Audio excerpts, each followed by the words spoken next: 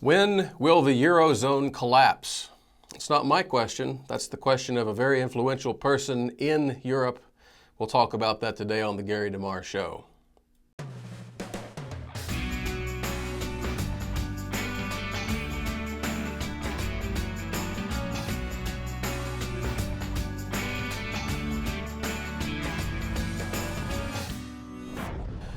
Hello and welcome again to the Gary DeMar Show. I'm Joel McDurmon, sitting in for Gary DeMar once again. I would like to talk today about an article that was published last week by Václav Klaus, who is the president of the Czech Republic, essentially. He is known as very conservative. He is known as the Margaret Thatcher of Europe. And of course, he's talking about the Eurozone. Now, something needs to be said up front for a lot of American listeners. There's a difference between the Eurozone and the European Union. A lot of people don't know that. The European Union is kind of an economic partnership, political partnership.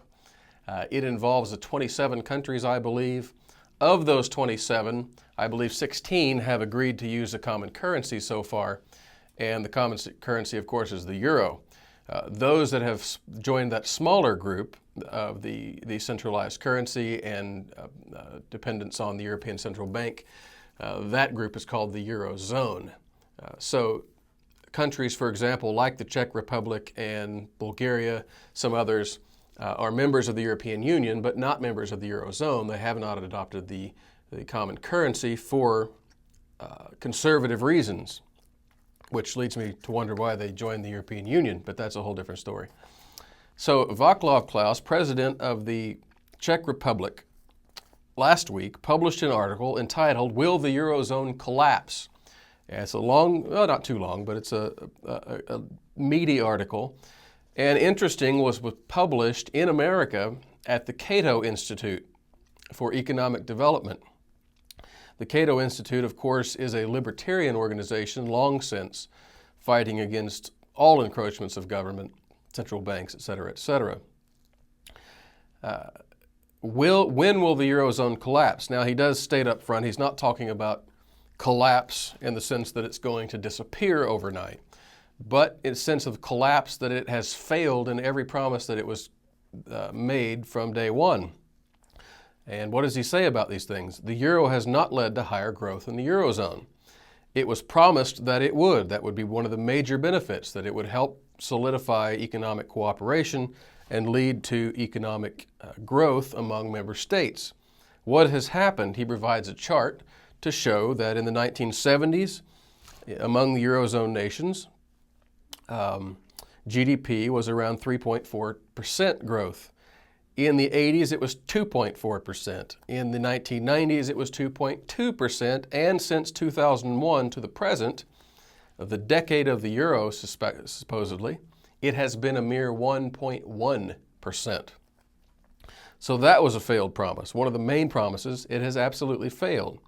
Secondly, and I'm running through these briefly to get to some other material, the Eurozone economies have not converged. We're seeing that, of course, today with the PIGS countries, Greece, Spain, Portugal, Ireland, all have higher inflation rates than some of the other ones.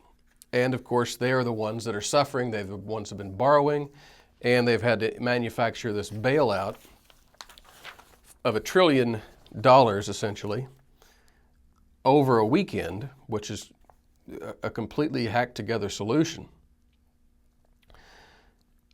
Klaus wants us to hearken back to 1991 when German Chancellor Helmut Kohl saw that the political union was basically that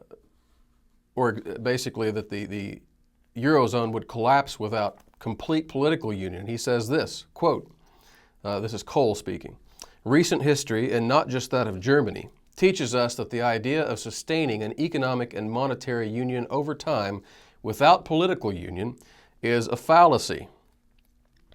And Klaus goes on to add, however, the opportunity cost from the loss of potential higher growth rate, that is having the Eurozone in place, is much more difficult for a non-economist to contemplate, will be far more painful, that is, than even looking at the debts that these countries owe and calculating the number per individual. A lot of times you'll see like the American national debt is in the trillions, and if you break that out for each and every American, it comes to so many thousands of dollars. He says that much is easy to do, but since we have this situation, what the real loss is the loss in the potential higher growth rate. What we have lost over those decades by sticking with this central bank fallacy is the fact that we are losing potential higher growth rates, which means we're losing, number one, freedom over how to use our own money, and second of all, freedom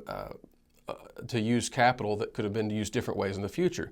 What I'm getting at is this is something I've talked about in the past, and it's a classic economic fallacy, and that's the fallacy of the broken window. Now, I've done a talk on this. It's available on DVD, Protecting Your Wealth from Liberal Fallacies. Here's a perfect example of it. Socialism in action, central bank finance in action.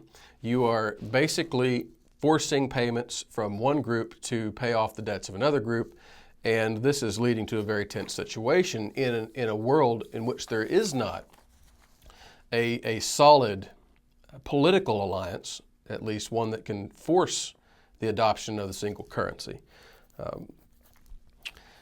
Klaus wants us to remember something else that was written, this time by a Polish central bank governor back in April, who has since passed away.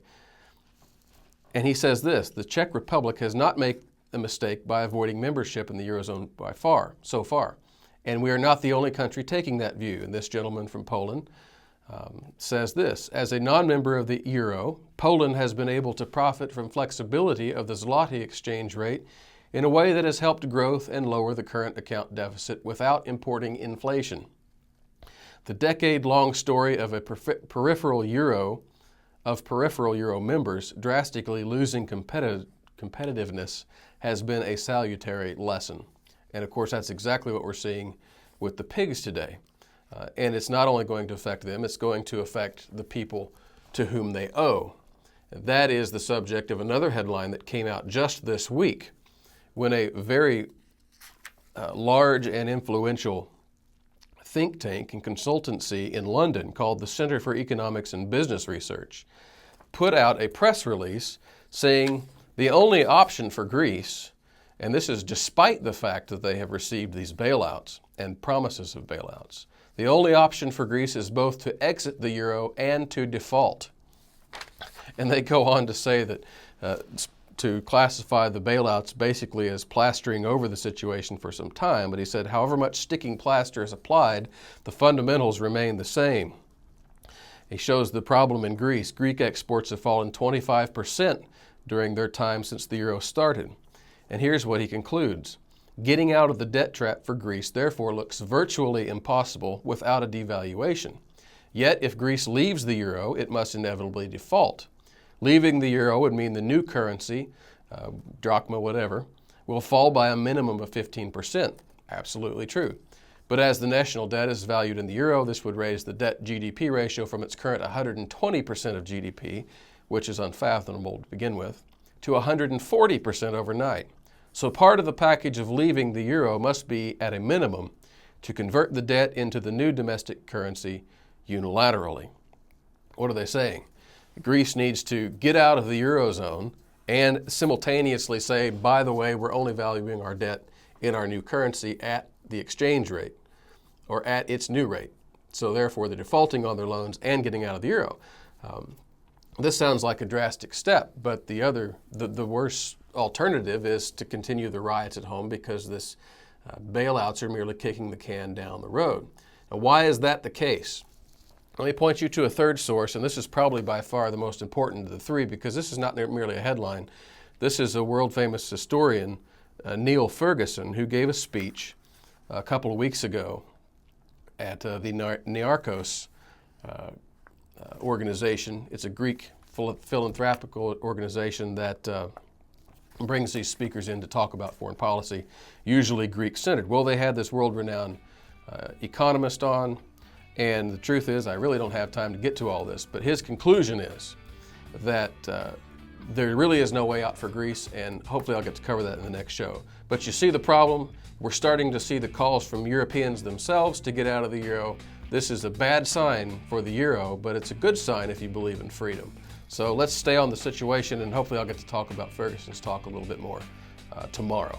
Thank you for joining me. I'm Joel McDurmon, Gary DeMar Show. Thanks.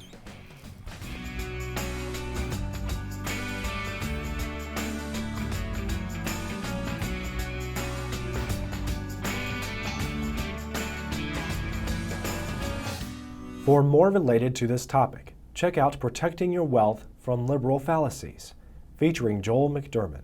You will find it at AmericanVision.com.